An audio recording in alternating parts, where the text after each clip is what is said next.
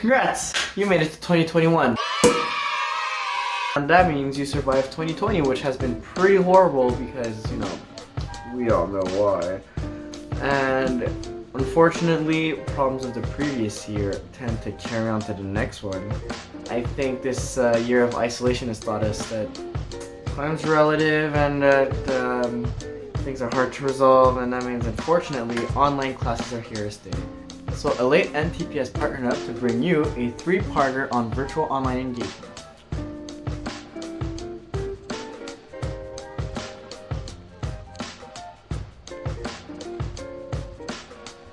Part 1, we will be talking about your environment. That's right, we're not talking about studying or classes today because I don't want to. And I'm gonna give you 5 tips to make your environment better for studying.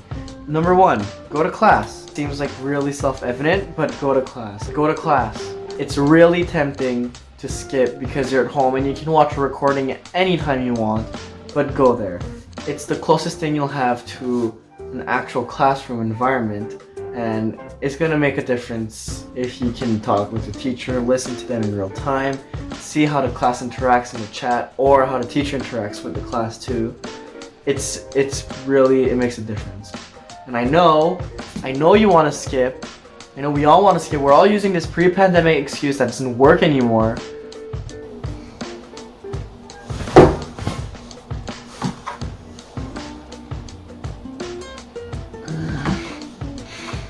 It's already 7:50 and class is at 8.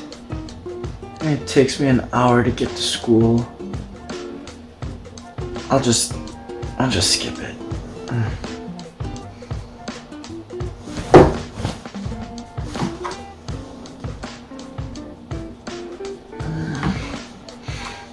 It's already 7:50 and class is at 8. And it takes me 14 seconds to get to school. I'll just skip it. Go to class. Number 2, make a routine. If you don't make yourself a routine or a schedule to follow, you might fall into the really easy trap of skipping classes, or even worse, ruining your sleep schedule. Set an alarm for yourself, even if you don't have an 8 a.m. or even class that day. Give yourself like a reasonable early time, not 7 a.m., like 9 or 10. So you can get out of bed at like 10:30 because, you're gonna be on your phone for like 30 minutes. You shouldn't do that, but we're gonna do it anyway. And if you follow the first advice of going to classes, then you can already plan around that schedule so you can find a place to have breakfast, eat lunch, study, go to those classes, relax, work out, any of those things. Number 3, dedicate your workspace. I know it's tempting to study on the bed, but don't do it. Girl, don't do it. I know it's tempting to want to find a comfortable place like your bed or a nice couch in the living room to study, but don't do it. Don't do it. Your brain is already having enough of a hard time to separate your workspace and your home space, and now you don't want to scramble it even more by mixing up your study space and your sleep space and your relaxed space. It's all being fumbled in your head right now. Your brain categorizes things into work, play, and it just wants to understand things. And if you mix those together, you're gonna have a hard time doing both. So bed is for sleep, and desk is for studying. Also, clean your workspace. Like, clean out your bowls, any unnecessary clutter. Just keep it as close to like a library desk as possible. And then you should be fine. Number 4, no distractions. I'm gonna go back to my first point, go to class. But while you are in class, listen. Listen to class like a teacher. It's hard. We've lost every ounce of attention span we've barely even had to begin with during this pandemic. I know this is really difficult to follow, but really it helps to have as little distraction as possible. No phones, no second window on Facebook or any other website of that matter. No games. No nothing. Listen to class. No distractions.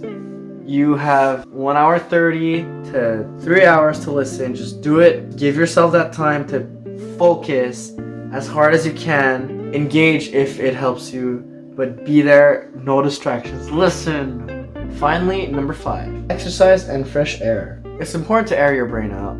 Sometimes you might think you're fine, but then turns out you haven't walked out of your room for 2 months, let alone breathe the oxygen from the outside. So maybe you've taken those walks to campus and between classes for granted. You know, it was a nice break and it helps you move your legs and get some actual air. So from time to time, you know, just go take a walk. I know it's winter, it's not summer anymore. Put your coat, some music on, just take a 10 to 15 minute walk. Also, it's like not that cold anymore. Global warming is real and don't let anyone tell you otherwise. So, what did we learn today? Number 1, go to class. Number 2, make a routine. Number 3, dedicate your workspace. Number 4, limit distractions. And number 5, get some exercise and freshen up your brain. Now you might be telling yourself, that's some really good advice, but that sounds really hard.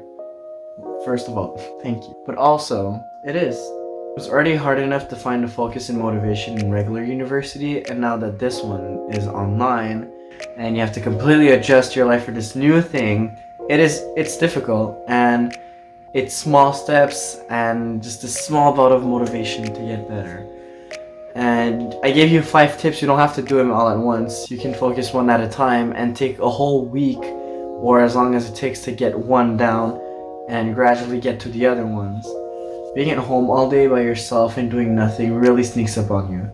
And eventually it'll rot your brain and motivation and leave you there feeling numb.